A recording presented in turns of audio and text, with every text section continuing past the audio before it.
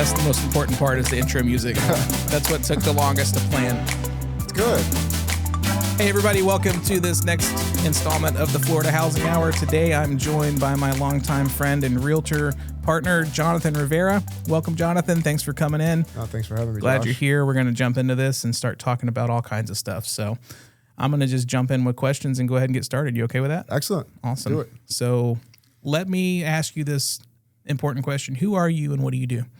So, as you said, my name is Jonathan Rivera. I am a realtor, broker, associate, co-broker here at Sanchez and Company in Tampa, Florida. So, I've been in the real estate, on the real estate side, going on 8 years now. Before that, I spent 16 years on the mortgage side of the business and lending. Started with household HSBC for a total of 11 years, 2 stints. We can go into that later. So went to Illinois for a couple of years, worked at a small bank up there, doing a lot of back-end default, a lot of stuff similar to what we did back at HSBC when I was there. And then moved back here, got back to HSBC, as I mentioned earlier, the second stint, and learned quite a bit while I was there. Worked at Goldman Sachs for a couple of years. It's been a whirlwind of a career on the mortgage side of the business. Those are some heavy-hitting names there. HSBC, Goldman Sachs. I fell into a lot of it, but I worked a lot. I worked to get to that point. You know, starting out at Household, which became HSBC back in the early 2000s, just learned as much as I could. I was 21 years old when I first got into Household HSBC. So just, 2-3 years out of high school. Just not knowing much about mortgages, lending, anything. Right. Just being a 21-year-old kid. What did you start doing there? What was your first default job? Servicing, which collections. Mm-hmm. It's not for everybody. Mm-hmm. And looking back at it, I probably wasn't the best person for it because I'm not as cutthroat as what you would ideally see as a collector. I do have a lot of emotion and empathy for folks, which it doesn't go well when you try to reach different numbers and quotas at the end of the month. Mm-hmm. But I did that for 3 years initially there at Household, which became HSBC.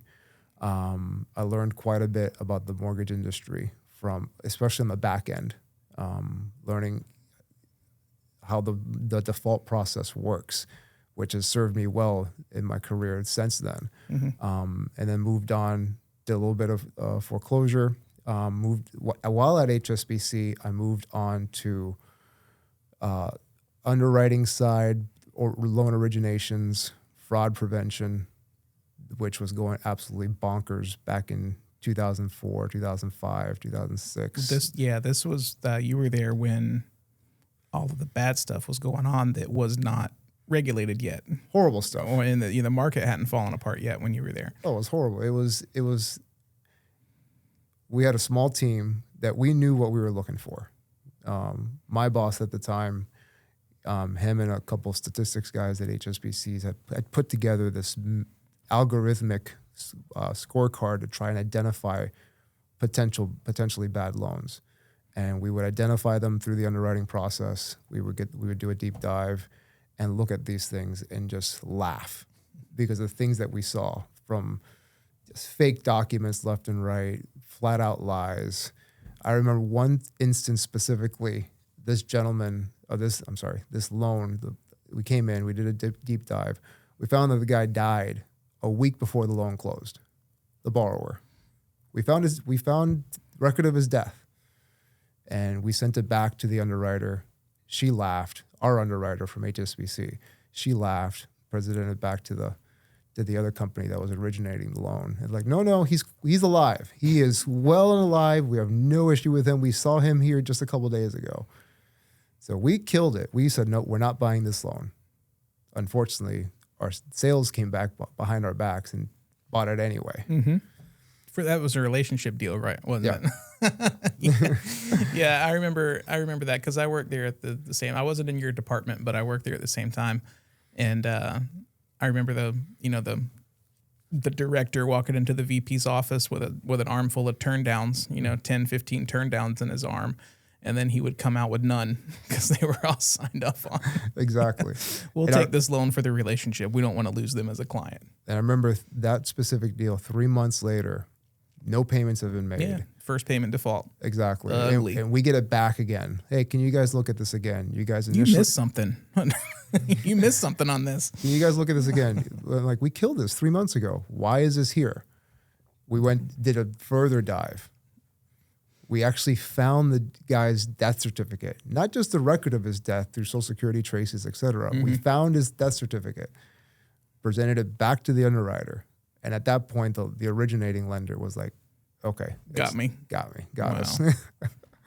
So it was crazy. That's just one example out of thousands, I'm sure, that came through there. Oh, and HSBC would buy loans from different lenders, different wholesale lenders, and we'd get the same buyer and have 4 or 5 different houses from different lenders, all claiming this is going to be my primary house, my first time purchase. I make $30,000 a month, stated income. I don't have to prove anything. And all these eventually led to what happened in the mortgage industry back around that time when everything was just a house of cards. Yeah. And everything just collapsed. Yeah. Absolutely collapsed. It was absolutely horrible. If you played the timing right, you benefited it, especially here as a homeowner here in Florida. I remember I bought my second home in March of 2003. Very, very modest home. My brother and I bought it together. New construction down in Riverview, down off of Big Bend in Summerfield. Very modest. 3-bedroom, 2-bath, 1-car garage. It was going to be the house that our mom was going to retire in. That was going to be her house. And we bought it in March of 2003. It's crazy to think about these numbers now, but we bought a new construction for $85,000. Wow. Nobody's going to be able to compute that. 2 years later, I know these numbers still make sense now, but 2 years later, when my mom eventually passed away, but my brother and I decided to sell it. And less than 2 years later, we did absolutely nothing to the house. We just lived in it. We sold it for $185. Yeah. Less than 2 years later. $50,000 a year. Yep. $100,000 in appreciation in less than 2 years. And just over 2 years because I avoided capital gains. But it was $100,000 in appreciation. And then less than that was 2005 when we sold it, August of 2005. And then that same house around 2007 here in Riverview, 2007, 2008, that house was probably worth back around $90,000. It just spiked up and then crashed down. That's how the market was here in Florida, as it was in many other places. Yeah, and that's where every house on the street was for sale. Yeah. You just look down the road and see a sea of for sale signs in the yard, realtor signs. Yep. Yeah, that was tough at that time. Yeah. So after your underwriting time, that would have put things in what, 2006-ish? Yeah, 2006, 2007, because that's when HSBC here decided, okay, we're going to start closing up shop on the correspondent lending division. So our team underwriting, they started making massive cuts. So I got my pink slip. I knew it was coming. I was lucky enough that part of our upper management, I know one had gone over to Goldman Sachs. Goldman by that time had seen what was happening, and they wanted subject matter experts, not just the traders up in New York that were just buying all these securities, all this paper. They wanted to do a deeper dive into what they were actually buying. So one of the upper executives had moved over to Goldman, and then one of my bosses moved over, and then a few of us moved over. Once I got my pink slip, I went and interviewed, which was the longest interview of my life, by the way. Yeah, they're serious about who they bring in there, right? Yeah. I went in for an interview. They put you in this little room. You're in there for 8 hours. You're allowed to go out to the bathroom, so you don't have to just stay in there. One person comes in, a managing director comes in, a VP, associate comes in. They talk to you for 10, 15 minutes. Then they leave you alone for 15 minutes. And another person comes in, et cetera, et cetera. And that happens for I was there for 8 hours. Wow. It was and they bring you lunch. So you don't go out for lunch, they bring you lunch. and it was an interesting experience. Yeah, it's like an interrogation. It is, but it was worthwhile. I got a position there, and I spent roughly 2 years there, and I learned a lot at HSBC. I learned so much more while I was there, just interacting with everybody that had been part of that world, and especially on the trade side, New York, what they were buying, the paper. I remember conference calls when they were talking about the quality of the paper that was AAA rated, but it wasn't. And we kept finding all these horrible, horrible deals. And eventually the market just continued to tank. And like I said, I was there for almost 2 years. My family situation changed. I got engaged. I actually got married at that point and decided to make a move up to Illinois. So I moved up to Springfield, Illinois, about in the middle of the state, 94 hours south of Chicago. So it was 120,000 people surrounded by corn and soybeans. Great little town. I loved the people. I love people from the Midwest. I grew to love it. And I spent 2 years there working at a small local bank called Marine Bank. And there I had a boss that ran the loss mitigation default area, but I basically ran the whole thing from initial early delinquency all the way through foreclosure, bankruptcy. We serviced the portfolio that we would originate for Fannie Mae. Okay. So learned the entire things that I didn't do at HSBC because I was in small departments. Just a little segment of the process. Basically did the whole thing. And I was there for 2 years. Family situation changed again. We don't have to go into that. Moved back to Florida. Did default for a couple more years at a couple more places. Eventually went back to HSBC. Even though I knew they were slowly closing up shop, I had an opportunity to learn more of the business. I got into vendor management, working with our law firms that would handle the foreclosures, bankruptcies, not necessarily doing the default servicing, but managing the law firms that would handle all the legal stuff for us. It's bonkers how much work there is associated with default and the administration of it. Oh, it's massive. Right? Because, you follow the bubble originally at HSBC was origination, right? So you had tons of underwriters, tons of credit analysts and warehouse people. And, that's just where the work is. And then default was just kind of default. It is what it is. It's like every bank's got a default place. And then, the bubble moved from origination to default, and now there's not enough bodies to handle. And now there's no origination. So exactly. They're gone, right? They're very, very, very limited. And then you move over to default, and now you've got that bubble, and now you've got huge timelines and extended periods of time that it takes to get through that process. The 240 plus collection bucket, I remember was, 9 months of delinquency plus. So it could be 2 years or 5 years or 3 years, depending on your state and depending on what kind of action you've taken through that time, because the banks just couldn't foreclose fast enough. They couldn't. Here in Florida, the court systems couldn't handle it. They couldn't handle it. Plus, you needed specific documents to complete foreclosures. Mm-hmm. And they can't find it. They can't find a note. They can't find the collateral. Exactly. The way the industry was set up, because it was from 2000, I would say late 2001, everything just ramped up on the origination side. And just the paperwork, all of it got lost. You had copies of it, but here in Florida, you needed to provide the original docs. Yeah. And a lot of times they couldn't find the original docs. And that's when you started seeing all these law firms advertise, hey, foreclosure defense. Yeah. If they can't find their docs, they can't foreclose. Yeah. And then people strategically started to default because they knew the banks couldn't do anything. And that even added to the problems here. It's absolutely horrible. I know. Well, people always say, what you think the market's going to crash again? And I'm like, well, if it does, it's not going to be anything like it was last time. No, I hear that all the time. People, because we've had a lot of appreciation over the past 3 years. It's not going to come back like it was. It's not going to have that type of dip. One, because there's more safeguards in place. You don't have the bad paper that we had back then. Yeah, how hard is it to get a loan now? Oh, lenders turn over every rock and verify everything. And absolutely. The no down payment programs are like very rare, and they're very restrictive and income driven and very, very detailed. Oh, it takes a lot to get that done. And they want to know where every little dollar, every penny came from. Mm-hmm. I remember I had this conversation with a customer of mine a few months ago, and he had money stashed away. And then all of a sudden he deposited into his account, and the bank would throw up a red flag. Mm-hmm. Hey, where did this money come from? Yeah, what is this? We need to know where this money came from. And he's like, well, I had it stored away and I deposited it because I'm going to use it towards a down payment.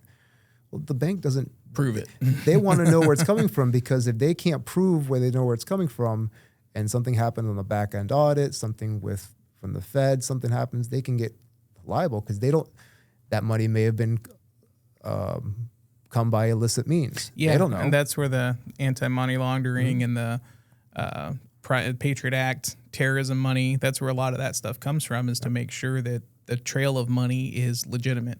Yeah. And you're not washing money for a drug dealer or for a terrorist that's trying to move money around while you're trying to buy a house. And it gets a little ridiculous, but the plan, we all got to play by the rules to get that. And yeah, so that is interesting.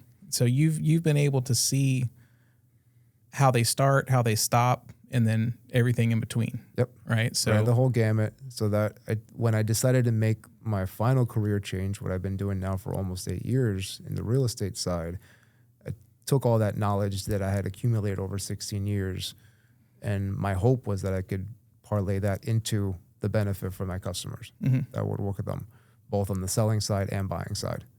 And it's worked out beautifully. I remember when I interviewed with my now broker, the owner of my company, Sophia, she's like, when you're coming into this industry so far ahead than most agents when they get into this industry, because a lot of them just don't know anything about the industry. They're coming into it green. They've had other professions, other careers, but they have a huge learning curve. You have the finance background, so it's going to be a huge benefit, and it has been. Yeah, and title, and like all the title clouds and the way that the process works in the back end, even in the front end, knowing what it takes to clear a title and get a new loan put on it or get ownership transferred or things like that. A lot of I can only imagine, I can empathize with somebody coming into the industry and being completely green about and not knowing what a mortgage does and what a note does and what title means and what does clear title mean? What does a cloud on title mean? What does list pendants mean? Like, what is this stuff? How would you navigate that without just a crash course and just self-learning for years? When I was leaving, excuse me, when I was leaving HSBC for the second time and transitioning over to becoming a realtor, I took the 7 here in Florida to get a real estate license is generally relatively easy. Mm-hmm. You have basically, I think it's 86 hours of training, of classwork, and then you take the state exam. Well, it was 60 hours. I forgot. 63, I 63, think. Yeah. And then 45. Yeah, you're right. Thank you. So I took the 7-day crash course on-site in a classroom, 8 to 5, Monday through Sunday. And I did it because I had the background and I knew I could do it. And I didn't have a job because I just left. I was transitioning over. So I did it, and the whole class was full. We had about 30 students in that class. What year was that? This was 2016. Okay. 2016, yes. Yeah. And I remember going through that class, and some of the things are new because you don't know everything, but most of it, what I was learning, I had at least some knowledge base, especially when it came to the mortgage side. I was like, okay, this chapter's great. No issue. But then seeing the looks on faces from all the other students in the class, some of them had absolutely zero clue, no clue how they were going to, pass the end of course exam at the end of the week, let alone the state exam. Yeah, the hard one. Exactly. Mm-hmm. And anybody that's taken a state exam, either here in Florida or in other states, you go into this little room, you have dividers on either side, and a computer that was built in 1985. Mm-hmm. No calculators, no calculator, just no sheet of phone, paper. no notes, no gum, no nothing. Just empty your pockets. It's very intimidating. Yeah. So, and I was lucky enough that I had that knowledge base. So the class was I worked, but I was able to make it happen relatively easily. And I took the state exam, passed it on the first try, and that's when I started my career. Oh, a one-timer, huh? One-timer. Okay. And then 2-3 years passed by. Was it 3 years? 4 years. Actually, 5 years. 5 years passed by, and I decided to get my broker's license.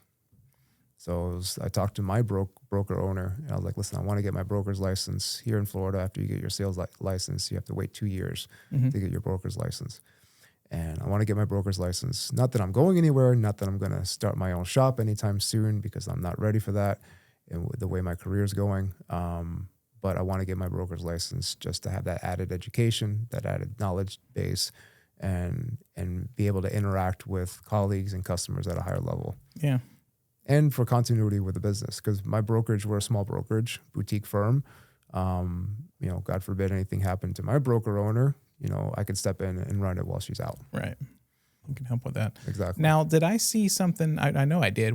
Tell me about your recent extra responsibilities you're taking there. What's your role at the brokerage? Broker of record, co-broker of record. Okay. So basically, we're both, she's the owner of the company, but we're both equals in terms of the broker of record with the state. Okay. So I'm a broker associate, broker of record. I'd still do my own business, but I do some of the administrative stuff as we're coming in. So, and as we grow, as we bring in new agents, a lot of those responsibilities will fall on me. Mm-hmm. Okay, that's great. No, I'm glad she's trusted me with that responsibility. It's been a great relationship I've had with her for going on 8 years now. Yeah, she's great. I've met her before, and she seems like a really good one to have in your corner. She's a rock star. Yeah, she knows. She's been in the business for over 20 years. And she knows every little bit about Tampa real estate, Tampa Bay real estate as a whole. And I'm very lucky that I partnered with her. Yeah, and came into her brokerage. Yeah, and she was Coldwell when you started, right? Yes. Yeah, when we started, she was at Coldwell Banker. She transitioned to independent. Yep, she had built her brand under Coldwell, but sometimes the big brokerages don't like. She kept getting her hand slapped. Right. I mean, that's common. You see that at a lot of different places. And, it's very rare to find a real estate agent that starts at one place and ends at one place. Yeah. Normally there's some kind of migration from one to another, whether it be a good thing or a bad thing. Yep. And then some that they can't seem to stay in one spot for more than a year, and it goes all, that spectrum of change. I think affects everybody. And once you land somewhere that is comfortable and, maybe you figure out it's not where you're at, but who you are, then you kind of stop moving. Exactly. So, so she came into the office one day, myself, her admin was there, and a couple of us. She locked the door. She's like, okay, I'm going to start my own brokerage. Okay, we'll come in with you. Yeah. And a few months later, we were out on our own, and it's been an awesome adventure. Yeah, that's great. Do you guys have an office? Or are you virtual? No, we have an office. Yeah. Small office over in off of Howard and Swan in South Tampa. Oh, yeah. Right above the Starbucks. So great place to be. Great location. Exactly. Yeah, that's perfect.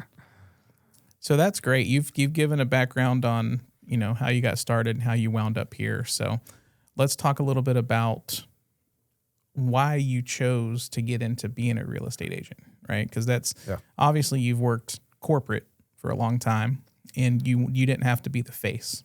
Exactly. You didn't have to be the retail person, the person that's out there giving the customer service and the sales aspect of things and being a consultant. So what do you think some main contributions were for you to make that move?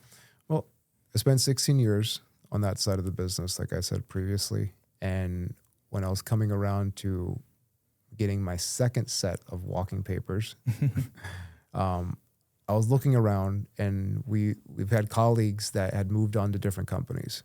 Just to name a few, went from HSBC, some went to Chase, Citibank, Bank of America, Raymond James, other places. And I was just looking around. I was like, my first stint at HSBC, I was there for 7 years, and then I left. This is a good time. Speaking of HSBC, this is actually, I want to see if our people remember these guys. Is that going to focus? I don't think so. Maybe that'll do it. Yeah. Strive to Arrive, San Juan, March 13th through the 16th, year 2003. So this is a relic. This is a, what they used to do is, and then this guy here, my daughter got a hold of this one, and she put a Band-Aid on him, and then she ripped off the tag, and I told her that was my collectible. It's from my days back at the corporate job. But this one was it Montreal or Toronto? Vancouver, somewhere in Canada, some trip. But back in the day, they used to do trips for their top performers when it came to moving delinquency and, being a rock star collector. They take a big company trip to somewhere in the world. I know they did Canada, Cancun once. Yeah, like the Caribbean a few times, I think, and then San Juan, and like I don't remember. I never won on one. I never won one of those either. I wasn't in one place long enough to be able to take advantage of that. So it was one of those things that I'd have a good month, and then the trip incentive would come up, and then I'd have a horrible month. It never failed. Mm-hmm. I was like, go enjoy yourself. I'll be back here. Yeah, I started there in the year 2000, I believe, and then you came in shortly after. Yes, that time. Not too long after you. Mm-hmm. And then I think I got a referral bonus for getting you in there, if I remember right. You did. And then my path was similar, but not the same, because we were both in collections for a little while. Did you ever wind up in loss mitigation? Or what was your last? Because they had them by departments, and it was like your early 30-day delinquency, your mid-range 60 to 90, and then like 90 plus was loss mitigation. And then you either went to bankruptcy or foreclosure or like support. Yeah, so, I did early stage, mid range, and 60 to 90. Mm-hmm. I never went into the foreclosure area. Right. While I was there, those first 3 years. By the end of my third year, I had moved on. I changed departments, went up to the underwriting. And were you ever an underwriter, or you went straight to BVF? Straight to BVF. Okay. BVF was basically borrower verification is what we called it. Yep.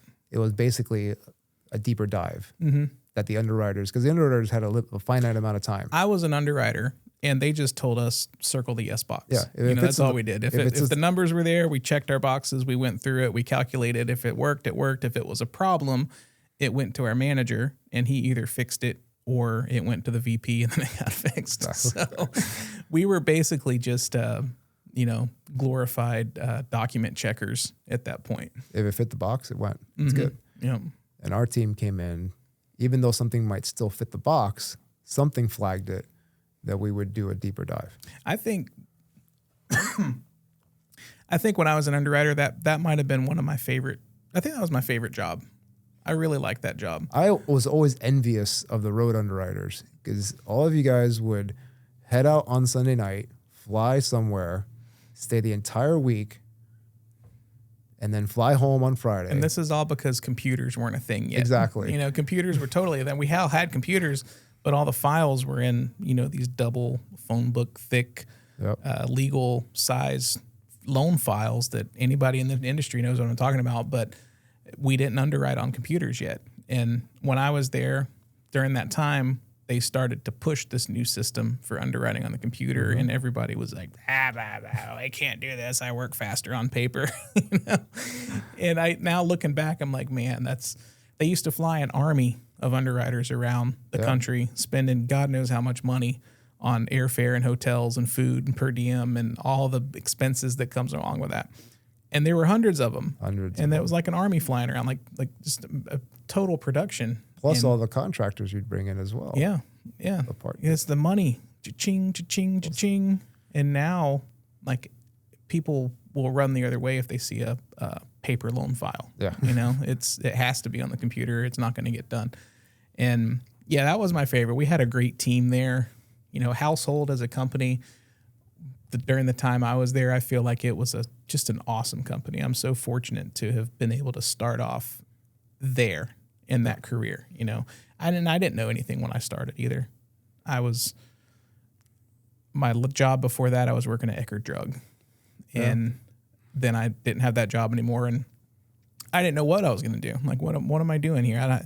I was in college, I was taking classes, and I just didn't have any sort of direction.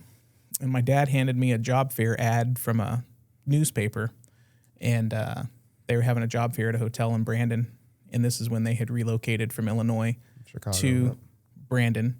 Or they opened the Regency building, and they were trying to fill it. And so I went for an interview at the job fair on site right there, and then I went to Harbor Island to get processed, and then I started my first day at the Grand Regency. Oh, okay. And only like half of one floor was built out, and then the other 2 floors were completely wide open. They didn't even have cubicles in them yet. Wow. And Scott Mowry interviewed me. Yeah. Rest his soul. Yep. I just learned a little while ago that he had passed, and I feel terrible about that. That's crazy. He was such a good boss and leader. Yeah, he was a good guy. Yeah, I liked him. He was really great. And he interviewed me, and first collection team on the floor in Florida. And I didn't know I didn't have any idea. They sent you through however many weeks of training, and then throw you on the phone. And I just took off, and the rest is history. Yep. And stayed in the industry and been there for 23 years now. Yeah. Same here. Because I met you through your now wife. Because I managed her at where I worked, and then I remember you came in one day. You guys weren't even together. You guys were just friends. Yeah, from what I recall. Yeah, I don't even know if I couldn't even say I was friends with her at that point because I barely knew who she was at that time. And you said you had started this job, and I was like, hey, just send me some information on it. You did. I've sent in my application. They called me. Quick interview, because they were just trying to bring bodies in, I think, just to try to fill in what their needs. Yeah. And then it went from there. Started from this, because I was in an industry that I really didn't want to be in. And I can say what it was. I was in the food service industry. I was My wife tells me, I told her you were coming on the show, and she's like, she laughs. She's like, what's funny is that I have a very different Jonathan in my mind than you have in your mind. It's like we know 2 different people, because I remember Jonathan in an apron and being our boss and like running us and telling us kids what to do. Because kids, you were only 3-4 years apart. I was 20. Yeah, it's not like 20. I wasn't that much older than them. Yeah, I think I'm a year older than her, and so I think you're maybe 2 years on her. And she felt like you were the boss. I was in that industry from high school. I started my junior year in high school just to have a job. Yeah, and I stayed through it. Things at home kept me at that job because my mom was getting sick. Her initial stages of her illness, so I stayed there. And after I graduated high school, worked some more. I was progressing nicely. The company wanted me to manage my own store out in Winter Haven, which I was like, I live in Brandon. I'm not driving out to Winter Haven every single day. That kind of work is grueling. Retail work and food service work is just like, it's soul sucking. Yeah, and no offense to your wife at that point or anybody of that age. I was like, I don't want to work with a whole bunch of 16-year-olds anymore. I'm sorry. Right. Yeah, your success is totally dependent on the 16-year-old high school kids. Exactly. But I learned a lot there. Learned a lot about responsibility management, which served me well as I moved on when I changed careers. Yeah. Yeah, I think being at Household was really, really great because they had such a good culture. And I haven't been corporate in many, many years, but on the way out of corporate, I did a stint at Chase, and it ain't the same. It's not the same kind of culture, promote from within type mentality. It's very, my take on it personally is it's very cold, very just nobody knows each other, and it's not totally not the same. Household had something really special going on. And that was part of the reason why when I decided to make the career, I didn't want to just jump to somewhere else. I didn't want that feeling of just, okay, I got starting over here. Yeah, like you said, your second set of marching orders, your pink slips, and then through no fault of your own. No, it's just industries, things that we can't This control. job's not here anymore. There's nothing you can do about it. And yeah, I definitely felt that too because I saw, I had already gotten out of HSBC before they started to slide. Because I had jumped out and become a realtor during that time, and I left them. And then when I went back, I did the second stint there too. Went back after the market had blown up, and now I was in the 9-month plus collection bucket, and it was just chaos at that time because HSBC was in charge now, and they really changed the culture because it's not independent anymore. It's not Household anymore. It's HSBC being ran from from London and from Hong Kong and from, worldwide. So a completely different feeling that was there. And I didn't want to. And then I went to another corporate job after that. And that was chaos as well at Quantum. And completely like, how do you guys keep the lights on here? Like, how does this thing even work? That was interesting. And, and both of those, all three of those companies, eventually, they sent everybody packing. And that was my decision too. It's like, I've been around so long in this industry.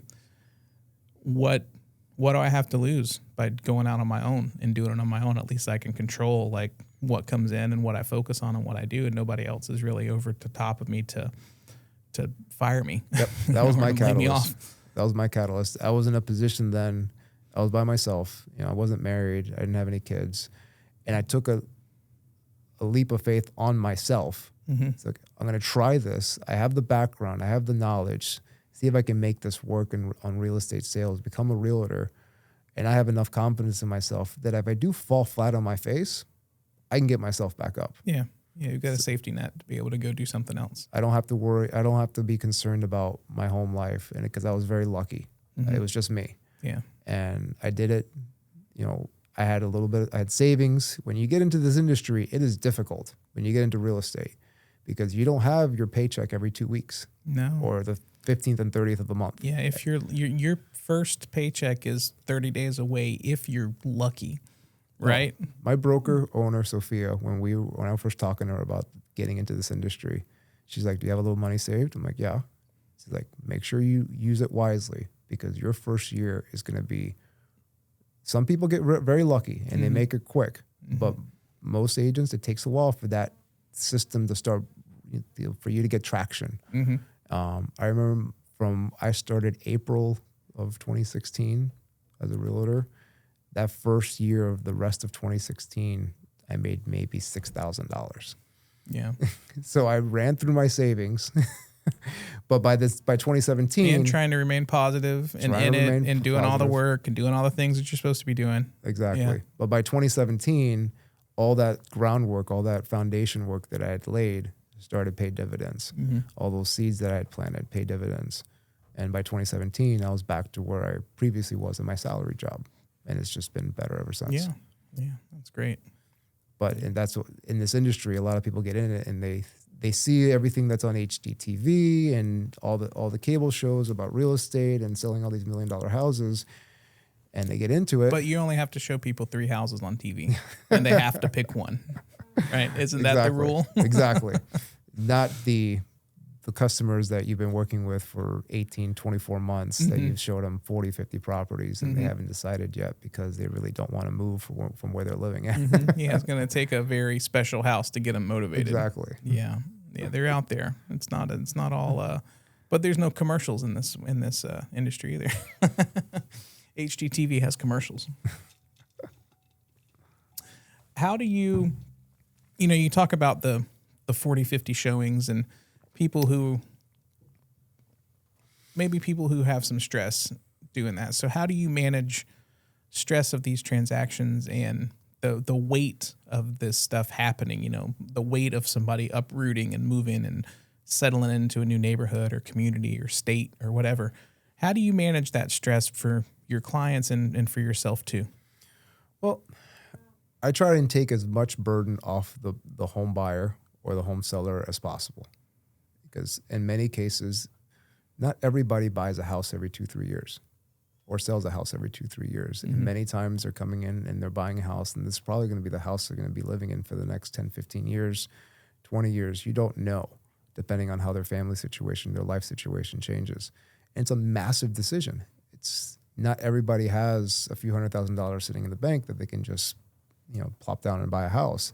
They have to go through this process of getting a mortgage, getting financially right so they can qualify for a mortgage. So I take them through the entire process, walk them through it from the initial consultation, just walk them through the entire process, even if it means talking to them for 2 hours about every little bit of the initial process to get them comfortable, because they're going to have questions along the way. But if I can get them comfortable enough and explain to them, this is how it's going to go, this is what I need you to do, This is what may happen.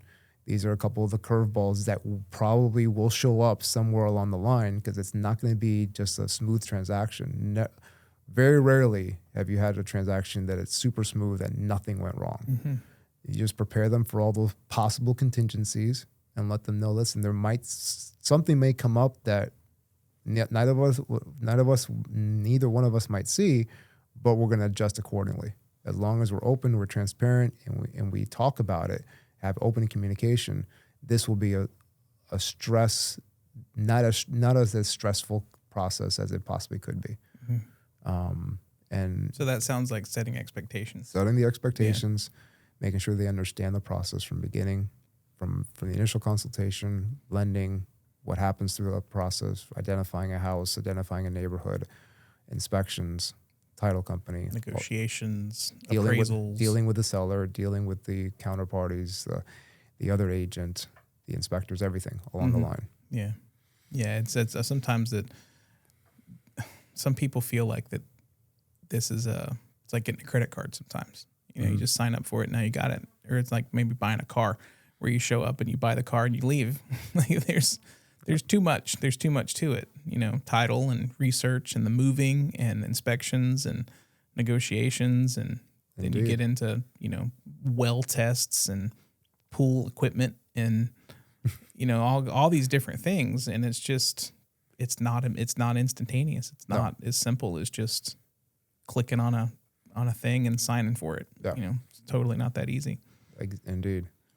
What motivates you in real estate? What keeps you going? I like helping people. I really, that sounds like a cliche, but I really do enjoy helping people. Finding the house that they've been looking for, or selling the house that they're looking to sell. Whether they've had a life event change, work change, relocation for whatever reason. Life happens. People get married, people die, kids grow up, new kids are born, and things happen that make you adjust your home situation. So if I can help in any way get you to that next stage of your life, whether it's selling your smaller house so you can upgrade to a bigger house, selling a condo so you can move into a single family, or vice versa, going from a single family to something a little smaller because the kids are gone. I want to help you through that process. Mm-hmm. And I love where I live. This is, the Tampa Bay area. I've lived here the majority of my life. I think I've 6 years of my life have I lived somewhere else. The first 4 years when I was born in Puerto Rico and 2 years in Illinois. Mm-hmm. Other than that, Tampa Bay has been home. Yeah. And I've moved all over the place because my parents, when I was growing up, very transient. So I've lived everywhere from Valrico to Riverview all the way to Wesley Chapel, 2 months in Orlando. That was a kid. Don't claim Orlando. Exactly. But I lived in St. Pete for a couple of years, which when I was at Goldman, I absolutely loved downtown St. Pete. Mm-hmm. But I know what this area is, what it has been, and what it will be, because it's absolutely blowing up, and I absolutely love it. Yeah, it's been blowing up for a long time, and it's still plenty room to grow too. I feel like it's getting more congested. When I say room to grow, I mean the expanded areas, the different neighborhoods, Epperson Ranch and down south Parish, Manatee. That whole area is ripe for development, and it's coming. It's there. You can see it. Just drive through it, and you can see that it's there. When I explain Tampa Bay to anybody that's looking to relocate here from out of state, myself, it's the perfect size. It's not Miami. Mm-hmm. It never will be Miami. I hope not. It never. It's not New York. It's not Atlanta. It's not LA. It's the perfect size. Mm-hmm. I call Tampa for myself my Goldilocks zone, because it's not too big. It's not too small. Right. It's just right. And you have everything that you could ever want here, whether you want a more urban lifestyle, living closer to downtown, whether it's Tampa or St. Pete, or you're more of a suburban living person, we have that. Rural, plenty of that. Beach life, obviously we have that. Fishing, water sports. Exactly. We just don't have hills and snow. True. The biggest things we don't have. All the sports teams. exactly. You have a good airport that you can get to the Great airport. Get to the snow. I'm super proud of Tampa's airport. I think it's amazing. Oh, absolutely. Compared to a lot of places I've flown into, it's like I'm spoiled at Tampa. It's a great place. They do it right. My wife's son worked at the airport for a few months last year. Mm-hmm. He's just in college, but he worked there and he enjoyed it. He was a wheelchair courier. Okay. I don't know what you call him. I don't know, but he enjoyed it. He wanted to work at the airport for a couple months. That's cool. I still like going to the airport and watching planes land and take off. I think that's awesome. I've been doing that since I was a little kid. Oh yeah, I remember years back in the '80s. My dad would park us right off of Hillsborough, right where right where they go over you. Yep. Yeah, can't do that anymore. Yeah, we would go to the top of the garage and watch off the ledge. That was always pretty cool. So, we mentioned water sports in Tampa. What I don't do when I'm not working. Yeah, right. Yeah, exactly. So you're just coming off of a 5-day, pretty intense session with, can you explain it? Dragon boating, right? Yes. So years ago, back in 2005, I was introduced to this sport called dragon boat by my younger brother. And I fell in love with it. And I joined the local club team here a year later in 2006. For those who don't know, dragon boat, it's a 20-person canoe. Originated in China. 10 rows, 20 people. You have a helmsman in the back, drummer in the front, similar to a coxswain in rowing. And it's a sprint sport. 200 meters, 500 meters, 1,000 meters, 2,000 meters. And you just go. Mm-hmm. Paddle your heart off and just go. And I just fell in love with it. I've always been athletically inclined my entire life. I never really got the opportunity to explore that athleticism in high school or after, but this was my outlet. I could explore that side of me. And from 2005, I loved it. I got HSBC involved in it because we had 3 teams here locally. They had sponsored races up in New York, up there, but nothing down here. I got them involved here. 3 races. We had 3 teams for 3 years. It was one of the major sponsors down here. Threw a lot of money into the community. That's when HSBC everything was still going well. Yeah, they weren't. Yeah, exactly. Exactly. They weren't bleeding. And then, like I said, joined the club team. When I moved away and when I moved back, I rejoined paddling. That was one of my main things of moving back here because I wanted continue my career and get back into the water. So the paddling in the cornfields is not a thing. Didn't work. There's a big Lake Springfield, but it didn't work. So I came back, found the sport again, and I so happened to fall into coaching of my club team. And on top of that, me competing at a higher level, I've been lucky enough and determined enough that I've made the U.S. national team 4 times. The World Championships are every 2 years, 2013, 15, 17, 19. So 4 or 5. And you've been around the world with this, yes. Right? So I've gone everywhere from Hungary to Poland to Italy twice, China, Thailand, Canada, with this sport. So I coached my club team. And last year, a very good friend of mine, Megan Roberts, who's up in Philadelphia, who was one of my teammates on the U.S. national team, she came up to me and said, "Hey, listen, thinking of coaching the U.S. women's national team, but I want you to do this with me." And I was absolutely blown away, honored, because my club team here had a very strong women's program, more so than the guys' program, because the girls carried us. And she came to me and asked, "Hey, do you want to join me on this?" I was like, "Sure, that sounds like an awesome idea." We both had been around the program for the better part of the last 10 years and just giving back. Now that we're both, I'm 40, going on 44 next month. I'm not going to be able to hold on to these younger kids coming up and beating me out. So starting to transition that phase of my life from active athlete to more of a coach on the national side. So, and then we hosted a 5-day camp for the national team contenders here in Tampa this past year out of the Julian B. Lane Tampa River Center. That's where my club team is based out of. So we use my club boats, my club's equipment, and we hosted a group of over 110 people that came down from Philadelphia, New York, Boston, LA, Texas, all over the place, for both the premier program and some of the senior categories, over 40s, over 50s. So it was an awesome adventure. So that seems like a really tight knit group of people too.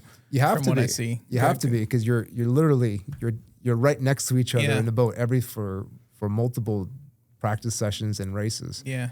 So you have to get along. You have to be very tight knit. Yeah, we can see. Sometimes you're out in Tampa, and you can see it out in the water. Yeah. Right? You guys are right there on display for everybody out practicing. Yeah, we paddle up and down the river. We go Yeah. around Harbor Island. Sometimes we go around Davis Island. Mm-hmm. It's awesome. It's a spectacle. Some people just see it, hear the loud drum. They're like, "What is that?" And they just see this long canoe just go by, Cranking fast too. Exactly. Like really booking it. Yeah, that's really cool. I've always thought that was a great way for you to stay connected with the community and be a real part of Tampa. Oh, absolutely. It's like, what else is there in Tampa? You've got the water, you've got the people, you've got the buildings, you're like right there in the middle of it all. Yep.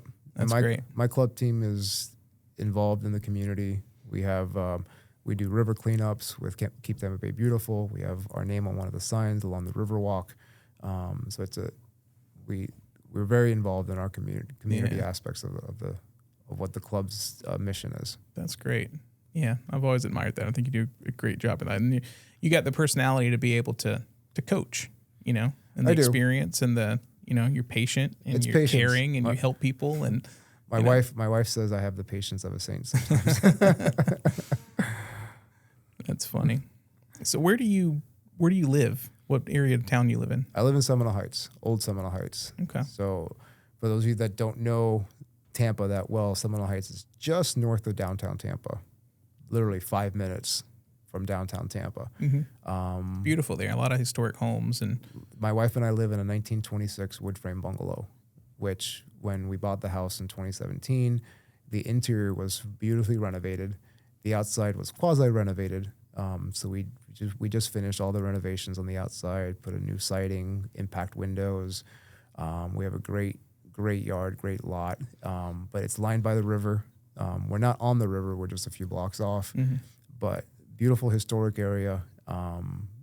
It's like the best thing about it is 25, 30 years ago, if you would have told me I was living in Seminole Heights, I would have thought you were crazy because it wasn't the best part of town. Mm-hmm. There were very few standout places at that time. Exactly. In Seminole Heights. So and then my wife was in Valrico at the time, and then she wanted to move out of Valrico. She didn't need a 3,000 square foot house anymore. Kids were going away, moving out to college. So I introduced her to Seminole Heights, and she absolutely fell in love with it because of the proximity to downtown, proximity to the river, because we do everything on the river, because she paddles as well, both dragon boat and outrigger canoe, which I paddle as well.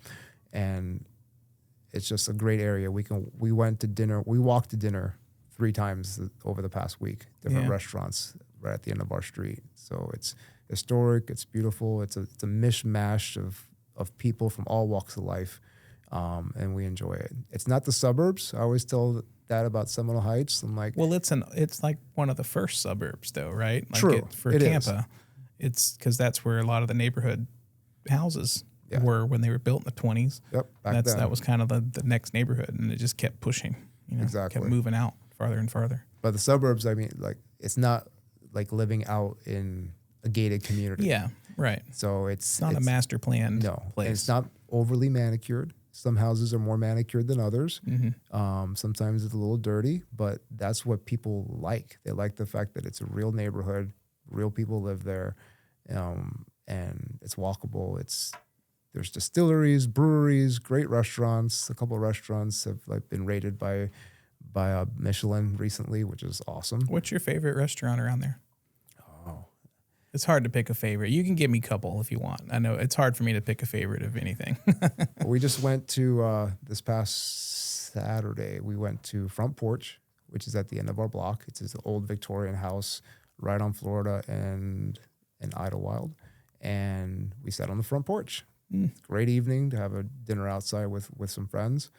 They have Mecantina, if I'm saying that right, the Mexican restaurant. just north of there. And then a couple classic places like the Bo's Ice Cream Shop. I don't know if you've been there. Have you been there before? No. It's right on Florida. Classic soft serve ice cream. Mm-hmm. The place has been there since the 40s or 50s, and it hasn't changed.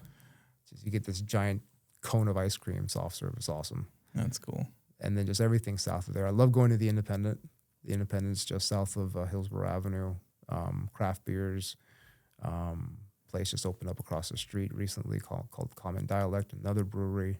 They brew their own beer there. So it's very Cappy's Pizza, which is right next door. Awesome pizza. Yeah, that's a ton of. It's like a foodie paradise there. It is. Now, it's been that way for a few years, but there's all kinds of awesome places that are down there that you can go find. Oh, a buddy of mine, he lived on the same block as the Independent years ago. And I remember hang out with him at his house. We'd walk to the Independent, probably have a couple more than we should have, but we'd walk back. We never drove, and that was the best part about it. Yeah. Because it was right there, and it's just an awesome place to. Yeah, that's much different than the outskirts. Not even outskirts, the suburbs, Valrico, Lithia, New Tampa, Tampa Palms. You got a bunch of cool places around there, but you're definitely not walking to them. It's just true. Everything's too far apart. You got to have the car. That's all. That's good and bad. Because you don't have to deal. You can move yourself around, but what's that create? Traffic. Exactly. You've got to deal with traffic. But you got kids, you got families, you got schools and everything. Tampa has always been you've got to pick where you're going to be, I think, because you're not going to traverse the city on a regular basis. If you live in town and country, then you probably work close. Your kids are probably going to be pretty close. You don't have to make it from town and country to Temple Terrace. Yeah. Because there's really no easy way to get from town and country to Temple Terrace. No. It's not easy to do that. So it's tough for people coming here to understand, where am I going to plant? Where am I going to be? And something we talk about on this show is, people who are relocating, what advice would you have for them that are trying to get here, that never lived here, they don't have any family here? How do you think they get the lay of the land to really understand what the Tampa area is all about? First, when you're looking to relocate here, obviously do your research, consult with someone that's been here for a while, a realtor like myself or somebody else somebody that you might know here that's been here for a while, because Tampa is unique. It's not like in many other cities. One of the biggest deficiencies here in Tampa is something that we all know here locally. We just don't have a very, very good mass transit system. Mm-hmm. It's just, we have our buses, but we don't have a train. We don't have light rail or anything like that. So you need to know, like you were mentioning earlier, where you want to be, what's central to your lifestyle in terms of, okay, what do you want for your life? Is it good schools, or the location, proximity to work, commute to work? If you live in Brandon, are you going to be commuting to downtown, or vice versa? Or do you want to be near the beaches? Because if you live all the way out in New Tampa and you want to be a beach bum every few days, that's not going to happen. Yeah. It's going to be a good hour and a half to get from New Tampa out to... And it might be exciting driving to the beach, but driving home from the beach is where it really kicks in. Exactly. So I always tell people, let's look at the initial consultation. I just bring out this giant map, either in person, or if I do a virtual consultation over Zoom or something, I just bring up Google Maps. Mm-hmm. This is Tampa Bay. These are the different areas that you're going to be looking at. This is the type, from what you're telling me, this is the type of house that you want. This is where these houses are. Now, how is that going to fit to your lifestyle? What is your lifestyle? Because we can start looking at different areas based on your lifestyle. If you want to be near downtown, if you want to go watch the lightning 20 times a year, okay, let's figure out where you want to be. Mm-hmm. Or if you want to be at the beach, like I said, if you want to go down to Anna Maria Island, if you want to go to St. Pete Beach, you want to go to Indian Rocks Beach, where do you want to be there at a certain time? Or do you work in West Shore and want to live somewhere else? So we go through all those variables to try and make that process as smooth as possible. Yeah. And make the lifestyle as easy as possible. Because no one wants to be in traffic. No. That's not something you just enjoy. Kind of accept it. And every big city has the traffic problem. It is what it is. Until they ban cars completely, we're going to have cars and we're going to be in traffic. Exactly. What is your take on the Florida housing market right now? It's still booming. It's booming. It's not like it was a year ago. Frenzy. It's not a frenzy. Mm-hmm. But it's still moving because people are still moving to Florida. People were still moving to Florida before COVID. Yeah. It was happening. We've always been a destination state. COVID just lit the fire on Florida. Right after COVID, everything just stopped for a while, for a couple months, and then the machine started back up again. And by the end of 2020, I had my best year because things just went absolutely insane. But the majority of my customer base for buyers, I had customers from New York, New Jersey, Pennsylvania, Illinois, Indiana, California. Less so here. There weren't a lot of local people just selling and buying. Those people moving in because they wanted to get out of the Northeast. They wanted to get out of high tax states, political reasons, whatever the case may be. They wanted to move to Florida because of the weather, the no state income tax, everything that Florida has to offer. The fact that you don't have to keep an ice scraper in your car, for winter. Various reasons. Did you get a taste of that when you were in Illinois? Absolutely. Yeah. I had 2 years. I remember one morning waking up and the air temperature was -7. Does not compute. Wind chill was a lot more. For someone that lives in Wisconsin, like my wife is from Wisconsin, she laughs at -7. But -7 for a Florida boy, that is... No. Yeah. That's not happening. That's the freezer. That's colder than the freezer. At that point, I started making plans in the back of my head. I think I need to move back to Florida. Wow. But it was interesting. I appreciate what that area offers because you don't get the change of seasons down here like you do up there.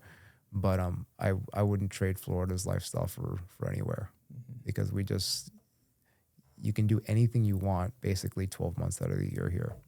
We have our fair share of issues, Yeah, I've said before that it sort of gives you a more usable year outside. It almost gives you more time back because you're not stuck.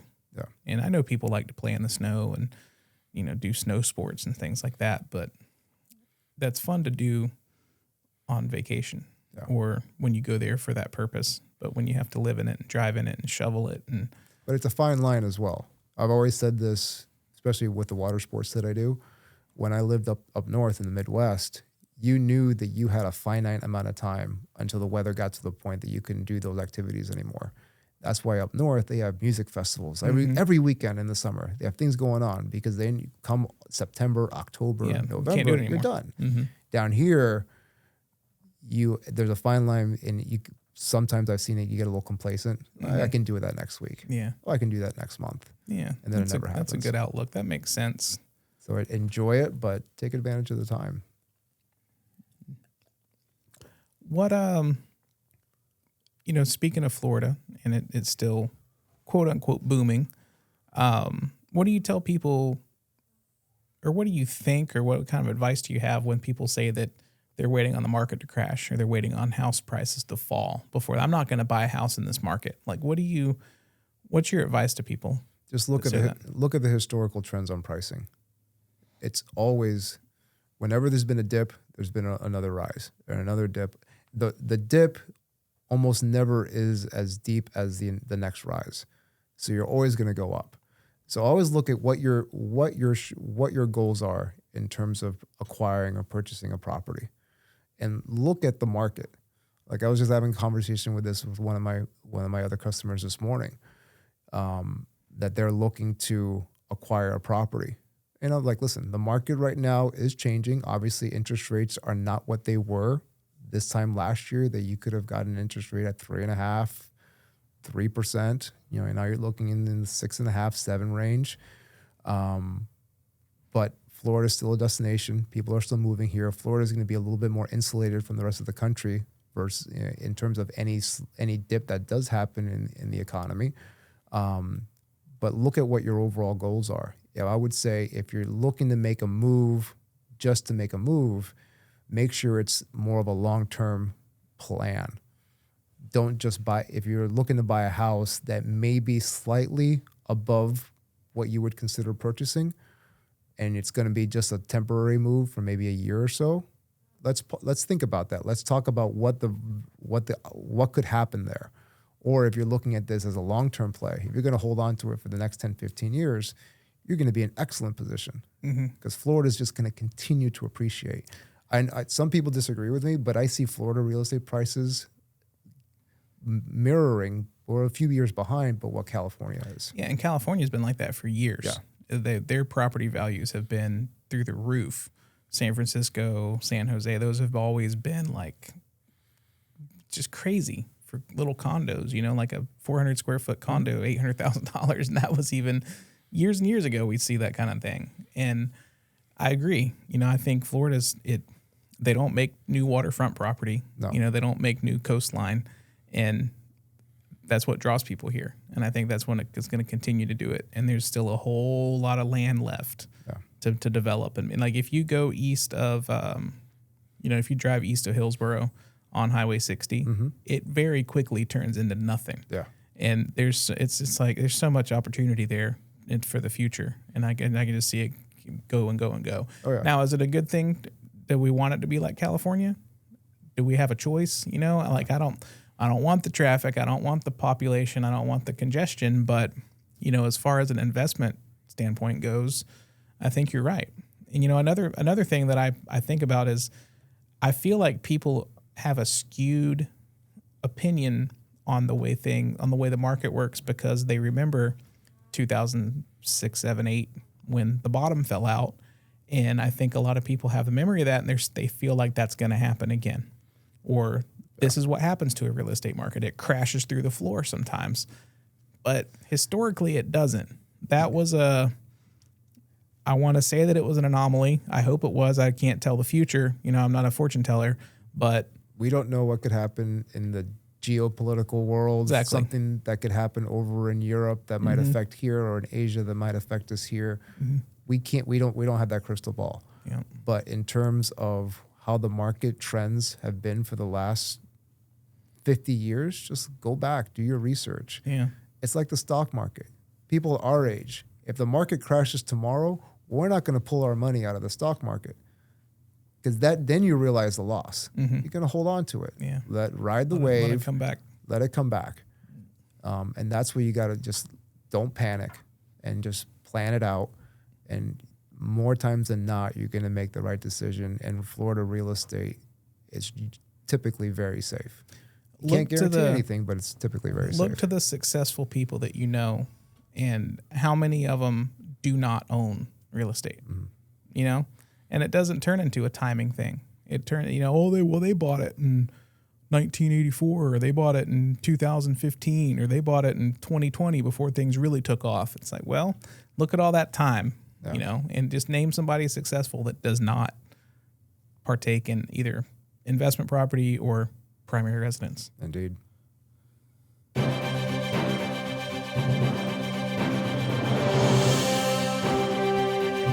Moving on to headlines. Now we're talking about the Florida real estate market, so this is a perfect segue into headlines. So what do you want to Google? You want to say Florida real estate market news? Sure.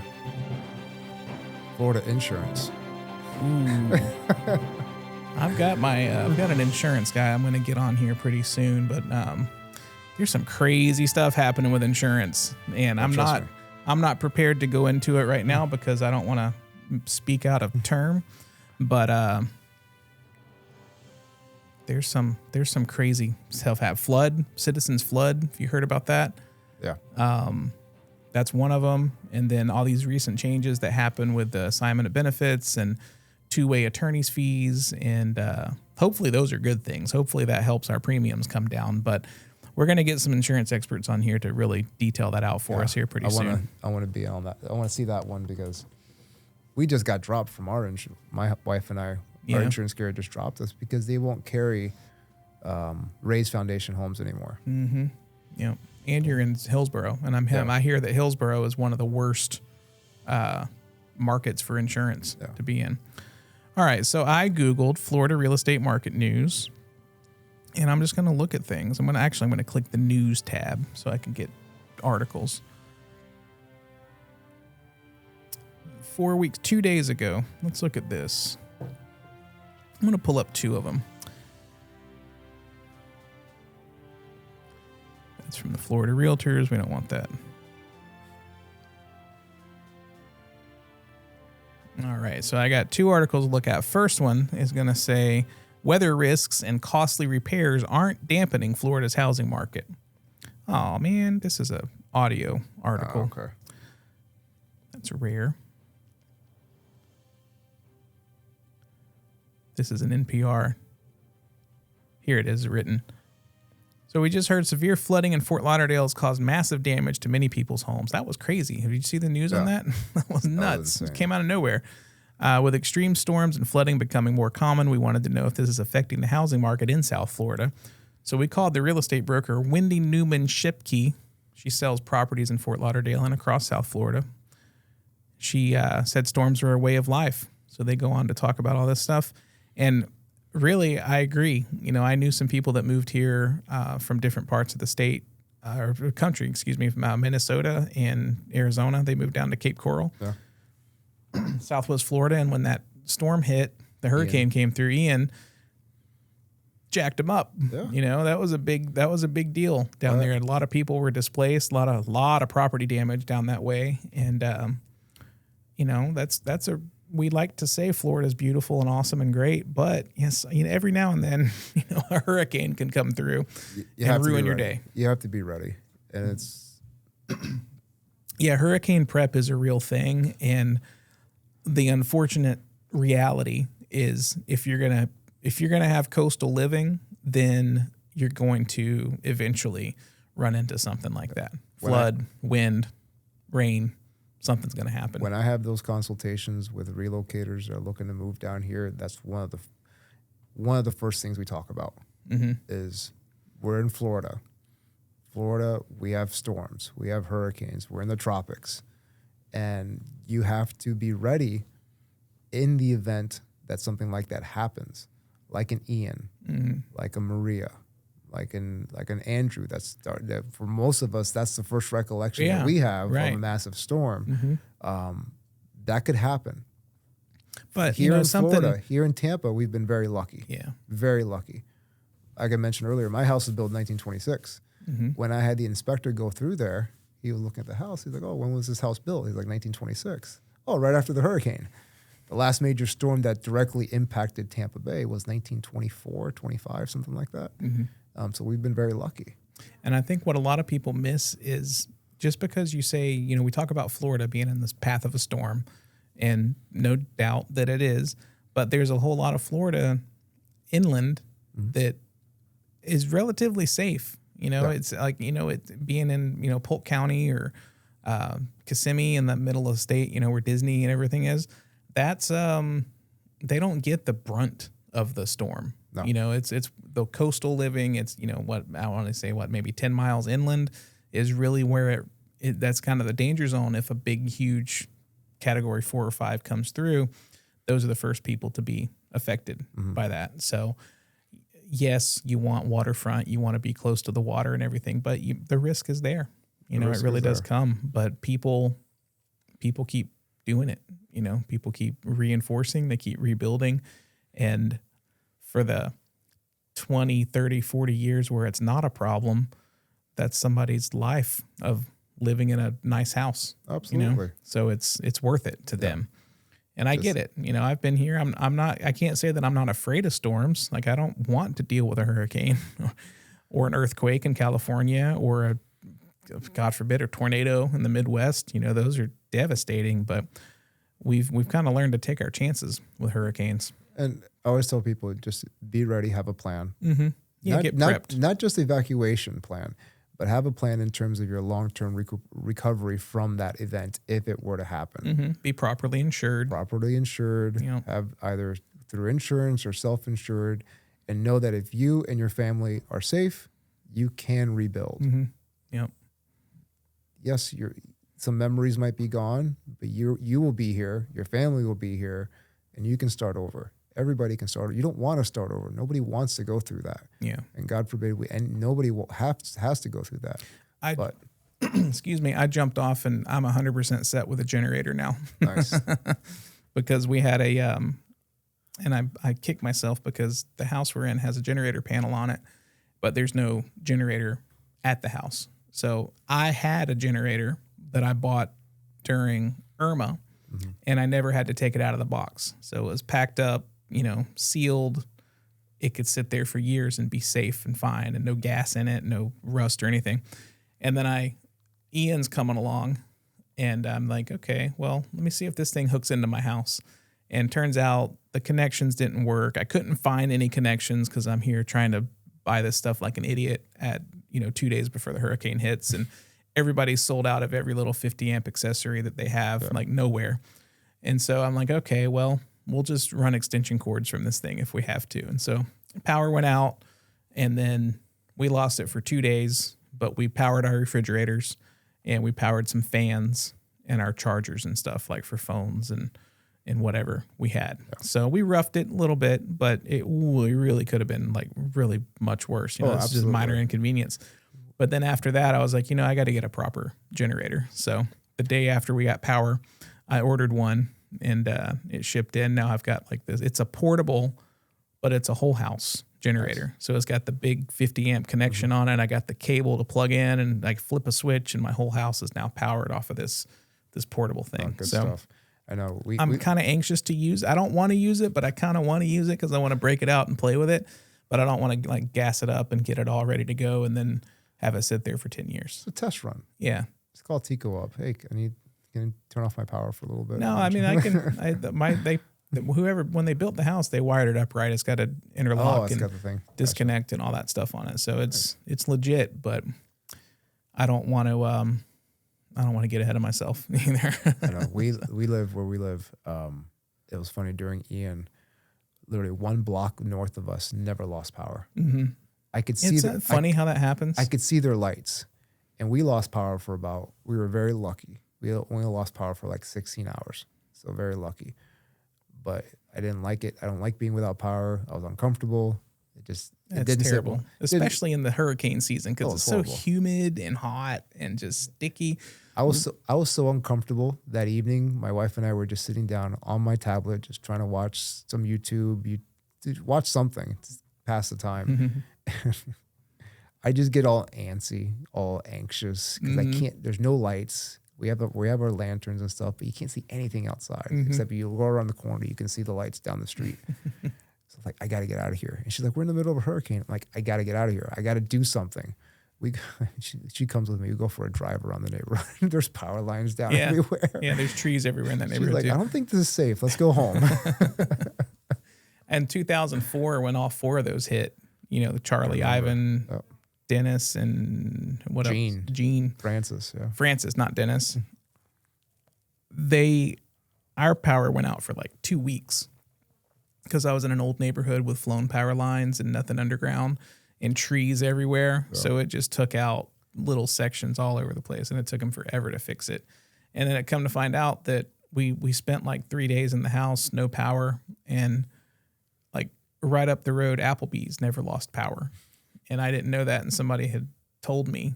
This is like 2004, so we weren't as plugged in back then.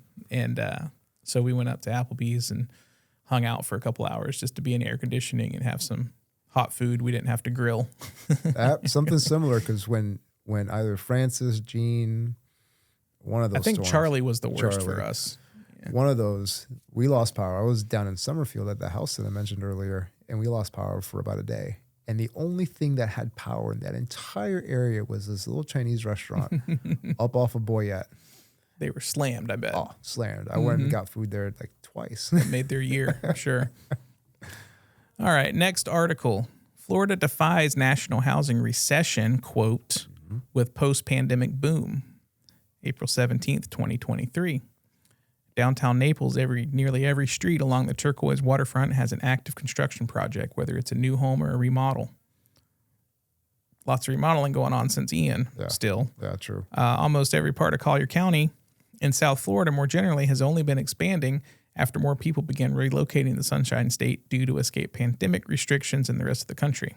It says Naples, a city of about 20,000 people, is part of a much larger Collier region, about 375,000 residents as of the 2020 census. Naples, which is now the name used to reference much of that county west of 75, even beyond the city limits, has been an in-demand locale for out-of-staters attracted to the wealth, coastal lifestyle, and hot labor market. So, I joke about a lot of these articles being very doom and gloom because they are. They'll take 0.01 difference in a metric and say, oh, the housing market is about to crash because this changed by 10 basis points or something. Everyone's looking for that first sign. They're jumping all over it. And they always want to put the articles out. So this article is a huge article. It goes on and on and on. I'm not going to read it all. But they're hitting on all of the the stuff happening here. People moving here still, construction projects going on, new houses being built. And that's a positive outlook, I think. Absolutely. It's great. Look at Tampa. The entire Channel Side, Water Street, and now the Gasworks project that's going up between Ybor and downtown Tampa. I was a little disappointed we never got Trump Tower. Do you remember that? They're finally building on it. Yeah. They're finally, because I paddle by it every day. Yep. They're finally building on that lot. But I think probably the name would have been gone by now. And well, that was way before Trump was Trump. That was back to the late 90s, wasn't it? Early 2000s. Around the boom time is when that stuff started to come in. Early 2000s, I think, is when that was all starting out, but that never materialized. That lot just sat empty. Yeah. They always said it's coming, but it never happened. But they're finally building on it. Well, good. Well, we've got some positive news in the headlines this week, and I'm happy for that. So we'll see that continue. We both know how it's going here in Florida. Mm-hmm.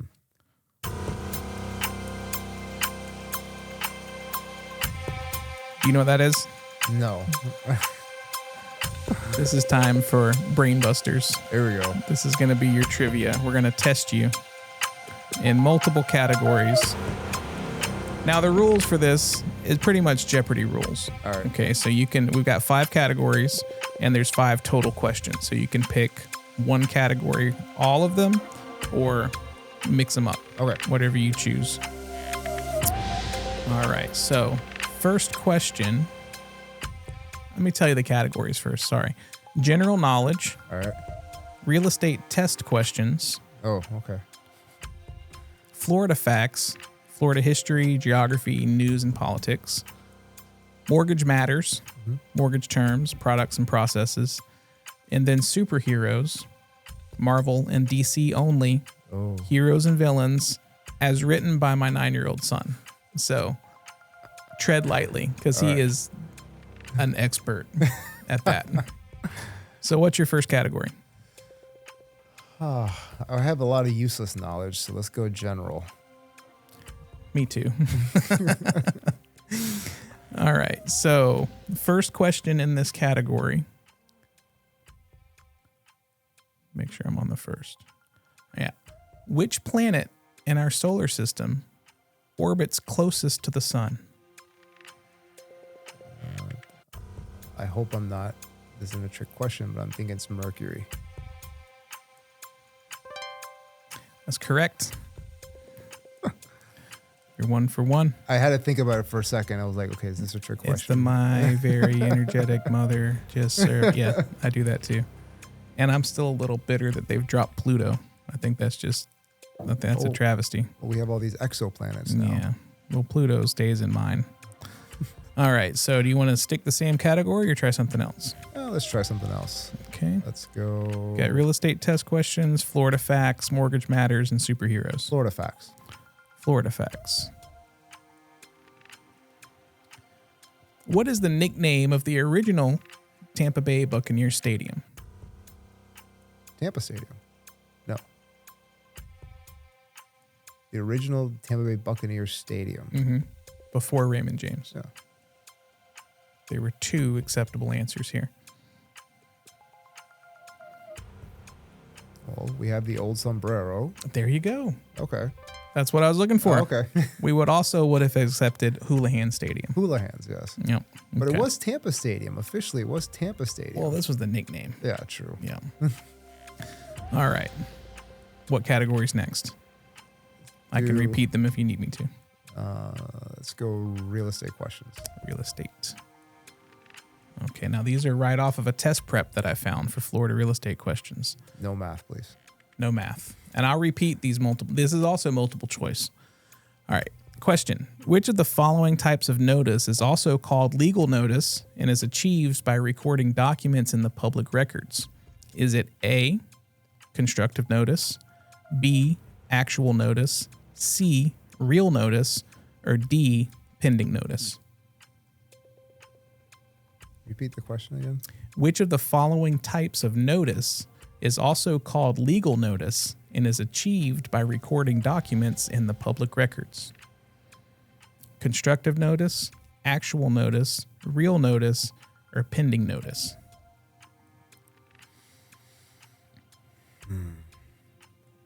Guess it's either actual or pending.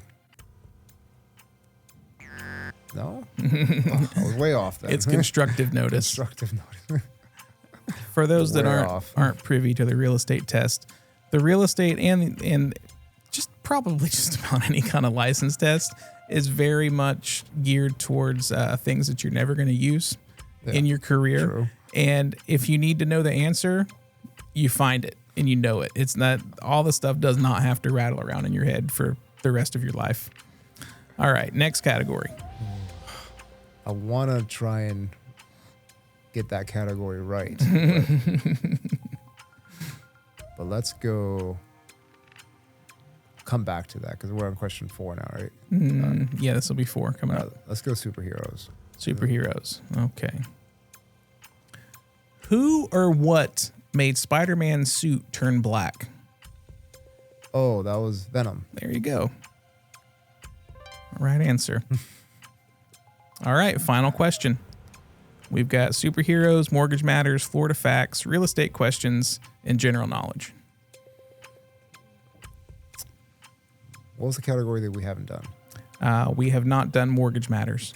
Let's do that. Okay. All right. Question. Upfront fees charged by the lender at closing to lower the monthly interest rate are called what? Points. Points. Discount points, points, or buy down are all acceptable answers. There you go. So you're 4 out of 5 and you tie the high score for this trivia.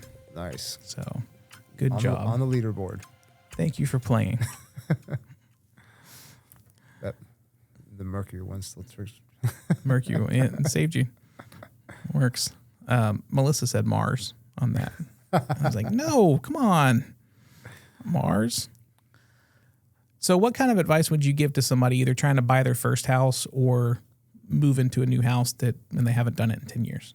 What kind of tips do you have for them? Do your proper due diligence.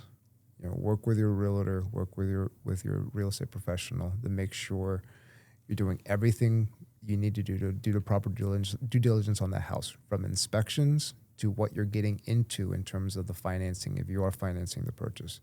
Number one, what I tell people, my key, when I talk to people about buying a house, if we identify a house, I try and point out all the pros.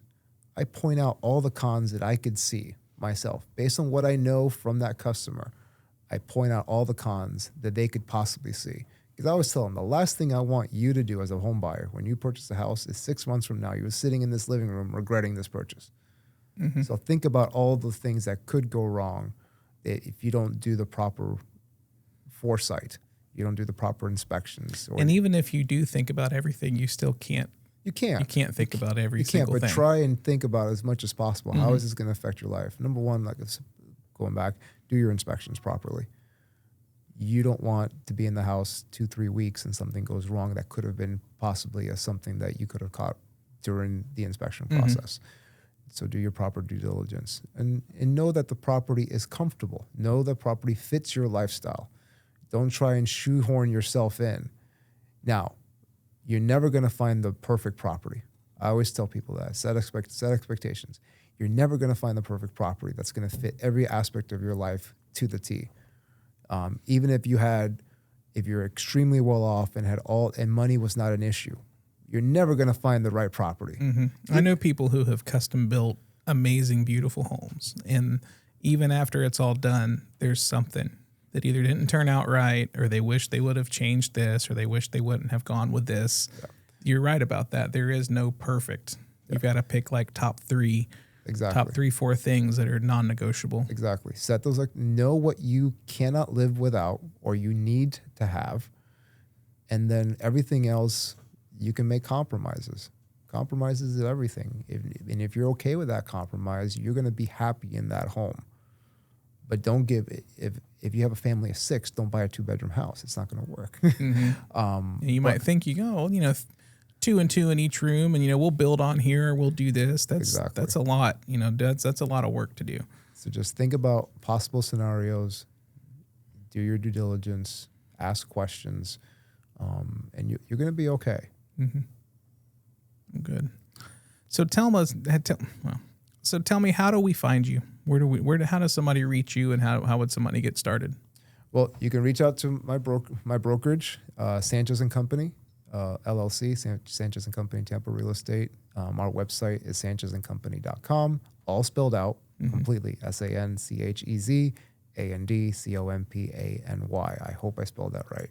That's not part of the trivia. .com. I think you got it though. So reach out, and then my email is just my first name at sanchezandcompany.com. You can email me, my phone number. I'm sure we'll have it on the screen. Yeah, we'll put it in the notes. So just reach out to me, ask any questions regarding anything real estate where you're looking to potentially buy, potentially sell, or just ask general questions about the Tampa area. I'm here. We're here to serve. We'd love to talk to you. You need any more butts and seats in the dragon boats? Sure. Always looking to grow the sport. Mm-hmm. Awesome. So you're athletically inclined and you don't have to learn how to swim. You don't have to know how to swim, but it'd be probably a good thing. Yeah. I was thinking when you were talking about all that, how often do you go in the water? Dragon boat, not so much. Yeah. We've been very lucky that I've never been in a boat that's actually capsized or fallen out of it, or gotten, trying to get in or out or something like that. We had a race a couple weeks ago that I wasn't in the boat. I took a race off, and I was at this men's race, and we were up in somewhere up north. I don't remember, one of the lake towns near Orlando, and this water ski guy was going by and just threw up this massive wake. It was in the middle of a heat, and the big wake came by, and it tipped the boat so much that the guy sitting in 10 left, he literally just right in the water, right out of the water. They finished the race with 9 people instead of 10. That's so rude. Is there no like traffic control during those things, or what? They don't care. It's a massive lake, so the wake came from halfway on the other side. Really far away, okay. But it just came over. But yeah, he went for a swim.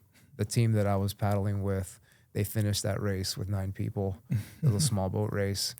And afterwards, he was walking back like, they dropped me. They finished the race without me. Who won? They actually, that boat won that heat. Oh, wow. Even though they finished the race with only 9 people. They got a little lighter. They got a little lighter. Exactly. That's funny. All right. Well, hey, thanks so much for joining me. I hope you had a interesting time on your first podcast. And, I think you gave some good information. I'm looking forward to getting it out to people. So right. Appreciate invite. You coming. Yeah. Thanks a lot. It's been an awesome experience. Thank you. All right. Well, thank you. Well, guys, we'll see you again next time on the Florida Housing Hour. Check us out, FloridaHousingHour.com. We're on YouTube, full video podcast. We're on Apple Podcasts. We're on Spotify, iHeartRadio, all those kind of places. So if you have any ideas for the show, if you want to leave us a review, we would love it. I would love to see a review come through. We don't have those yet because we're so new. So hope you enjoyed it. Everybody take care. We'll see you next time. Bye.